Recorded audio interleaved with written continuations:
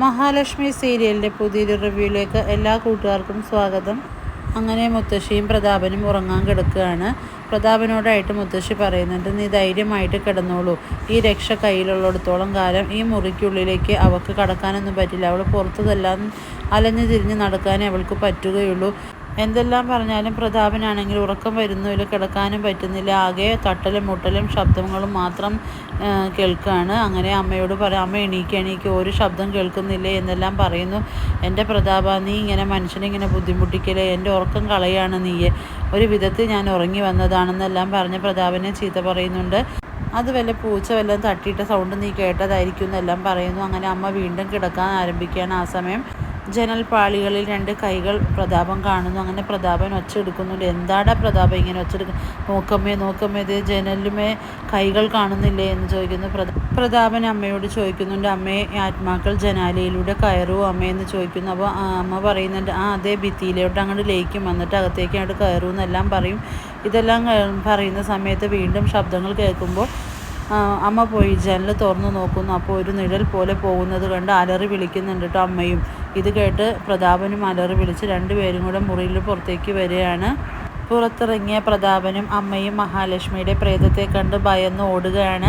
Thomas വൈദ്യരുടെ clinic മുഴുവനും അമ്മയും മോനും കൂടെ ഓടിച്ചുറ്റി നടക്കുകയാണ്. അങ്ങനെ ഓരോ സ്ഥലങ്ങളിൽ പോയി നിൽക്കും തോറും മഹാലക്ഷ്മിയെ പ്രേതത്തെ കണ്ട് അവർ ഭയക്കുന്നു. അതോടൊപ്പം നല്ല രീതിയിൽ തന്നെ മാർക്കോയും ഭയപ്പെടുത്തുന്നുണ്ട് മുത്തശ്ശിയെയും അതുപോലെ പ്രതാപനെയും. അങ്ങനെ അടുത്ത ദിവസം തന്നെ അമ്മയും മോനും അവിടുന്ന് പോവാൻ തീരുമാനിക്കുന്നു. അങ്ങനെ കണ്ണൻ്റെ മുറിയിൽ വന്നിട്ട് കണ്ണനോട് പറയുന്നുണ്ട്, ഞങ്ങൾ ഇവിടുത്തെ ചികിത്സ മതിയാക്കി പോവുകയാണ്.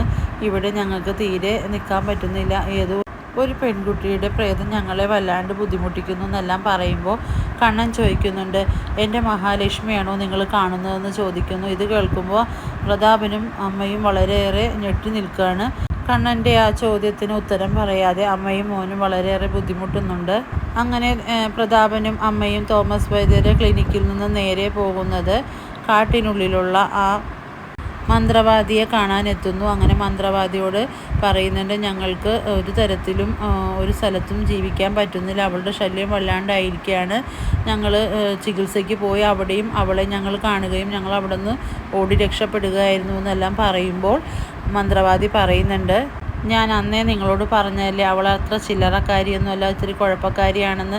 അത് സാരമില്ല, നമുക്ക് എത്രയും പെട്ടെന്ന് അവളെ തളയ്ക്കാനുള്ള പൂജയെല്ലാം ആരംഭിക്കാമെന്നെല്ലാം ഉറപ്പ് കൊടുത്ത് അതിനൊരു ഡേറ്റ് നിങ്ങൾ തീരുമാനിച്ചിട്ട് എന്നെ വിളിച്ചോളൂ എന്ന് പറയുന്നുണ്ട്. കുറച്ച് കാശ് ചിലവുള്ള കാര്യമാണെന്നും എടുത്തു പറയുന്നു. ഇത് കേൾക്കുന്ന പ്രതാപം പറയുന്നു, എത്ര കാശ് വേണമെങ്കിലും തരാം, അവളൊന്ന് തളച്ച് തന്നാൽ മാത്രം മതി എന്നും പറയുന്നുണ്ട്. അങ്ങനെ പ്രതാപനും മുത്തശ്ശിയും വീട്ടിൽ തിരിച്ചെത്തുന്നുണ്ട്. അപ്പോൾ കരുണ ചോദിക്കുന്നുണ്ട്, ഇതെന്താ ചികിത്സയ്ക്ക് പോയിട്ട് 2-3 ദിവസം കഴിഞ്ഞേ വരുള്ളൂ എന്ന് പറഞ്ഞ് ഇത്രയും പെട്ടെന്ന് തിരിച്ചു വന്നതെന്നെല്ലാം ചോദിക്കുന്നു. അതെല്ലാം ഒരു കാര്യമുണ്ട് മോളെ, ആ മഹാലക്ഷ്മിയുടെ പ്രേതത്തെ ഞങ്ങൾ ഇന്നലെ കണ്ടു. ഞങ്ങൾക്ക് ഇനി അവിടെ നിൽക്കാൻ പറ്റില്ല, അത്രയും ഭയാനകമായ അന്തരീക്ഷമായിരുന്നു എന്നെല്ലാം പറയുകയാണ്. ഇത് കേൾക്കുന്ന കരുണ വല്ലാണ്ട് ഭയക്കുന്നുണ്ട്. ഒന്നുകൊണ്ടും ഭയക്കണ്ട മോളെ, ഇതിനുള്ള പരിഹാര മാർഗം ഉണ്ടാക്കിയിട്ടാണ് അച്ഛനും മുത്തശ്ശിയും ഇങ്ങോട്ട് വന്നിരിക്കുന്നതെന്ന് പറയുന്നുണ്ട്. എത്രയും പെട്ടെന്ന് പൂജ ആരംഭിക്കാനുള്ള പരിപാടികൾ തുടങ്ങണമെന്നും പറയുന്നു.